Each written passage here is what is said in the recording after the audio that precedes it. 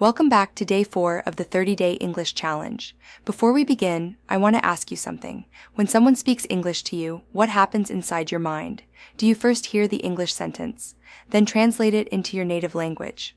Think of your answer. Translate it back into English, and only then speak? If that's how your brain works, don't worry. Almost every English learner starts this way. But here's the problem. Translation is slow. Real conversations move fast. Native speakers don't wait while you translate every sentence in your head. If you want to speak English naturally, you have to train your brain to think directly in English. And today, I'm going to show you exactly how to do that. The good news is this: you don't have to think in difficult English. You only need to think in simple English. Let's start with an example. Imagine you're sitting at home and suddenly you feel thirsty. Don't think, I need to translate this. Instead, immediately think, I'm thirsty. That's it. Simple. Now imagine you're hungry. Don't translate. Just think, I'm hungry. Imagine you're tired. Think, I'm tired. The goal is to connect your thoughts directly with English words. Let's try another exercise. Look around the room you're in right now. What do you see? Maybe you see a chair. Instead of saying its name in your native language, say chair. Now look at your phone. Think, phone. Look at the window. Think, window. The more often you do this, the more your brain begins to think naturally in English. Now let's make those words into sentences. The chair is comfortable.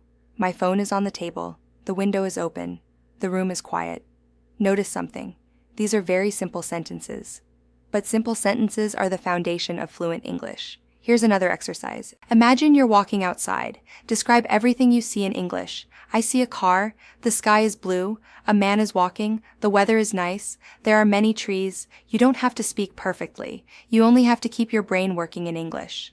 Now let's talk about daily activities. When you wake up, think, I need to get up. As you brush your teeth, think, I'm brushing my teeth. While making breakfast, I'm making breakfast. When you leave home, I'm going to work. Or, I'm going to school. These little thoughts may seem unimportant, but they train your brain every single day. The more you think in English, the less you'll depend on translation. Now let's play a game. I'll give you a situation. You answer as quickly as possible in English. Ready? You're cold. What do you think? I'm cold. You're happy. I'm happy. You're late. I'm late. You see a beautiful sunset. Wow, that's beautiful. Someone calls your name. Yes? Excellent. Notice that you answered with short English phrases. That's exactly what you want. Don't try to create long, complicated sentences. Short thoughts are much easier for your brain. Now let's learn something very important. Many learners believe they need to know every English word before they can think in English. That's not true. If you don't know a word, use simpler words. For example, imagine you don't know the English word delicious. Instead of stopping, simply say, the food is very good. Same idea, much easier. Or maybe you don't know the word enormous. Just say, it's very big. Fluent speakers do this all the time. They don't stop talking because they don't know one word. They simply find another way to explain it. This is an important skill called paraphrasing. Let's practice. Imagine you don't know the word umbrella. How could you describe it? You could say, it's something you use when it rains. Perfect. Maybe you don't know the word refrigerator. You could say, it's where we keep food cold. Excellent. This skill keeps conversations moving. Now let's practice thinking without translating. I'll say a sentence. Don't translate it. Instead, imagine the picture. Listen carefully. A little girl is playing with her dog in the park. Did you notice what happened? Your brain probably created a picture.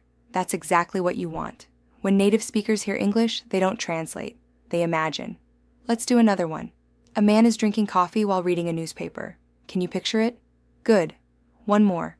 A family is eating dinner together. Again, imagine the scene. Pictures are faster than translation. Your brain understands images instantly. Now here's a habit that will improve your English every day. Talk to yourself. Yes, it might feel a little strange at first, but it's one of the best ways to practice speaking. For example, while cooking, say, I'm cutting vegetables. The water is boiling. I'm making lunch. While driving, the traffic is heavy. I need to turn left. I'm almost home. Nobody has to hear you. This practice is for you. The more you speak, the more natural English becomes. Now let's learn another trick. Stop trying to think of perfect grammar. Instead, focus on communication.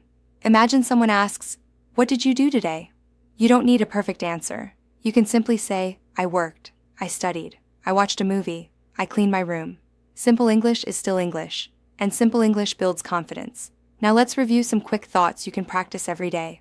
I'm hungry. I'm thirsty. I'm tired. I'm excited. I'm busy. I'm ready. Let's go. I understand. I don't understand. Can you help me?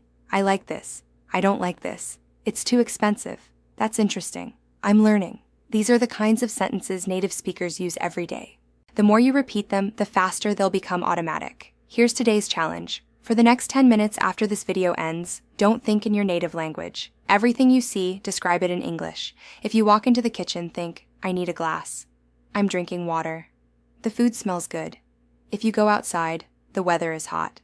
I hear birds. There are many people. If you don't know a word, don't panic. Use easier words. Keep your brain moving. That's the secret. Remember, thinking in English isn't something that happens overnight. It's a habit, and habits are built through daily practice. Every single day you think in English, your speaking becomes a little faster, a little smoother, a little more confident. One day, you'll suddenly realize something amazing. You're no longer translating, you're simply speaking. That's the moment every English learner dreams about, and you're already on the path to getting there. Congratulations on completing Day 4 of the 30-Day English Challenge. Today you learned one of the most powerful skills in language learning, thinking directly in English. Tomorrow, we're going to start having real conversations in English using simple, natural dialogue that you can use in everyday life. Until then, practice thinking in English as often as you can, even if it's only for 5 or 10 minutes. Small daily practice creates big results. I'll see you in Day 5.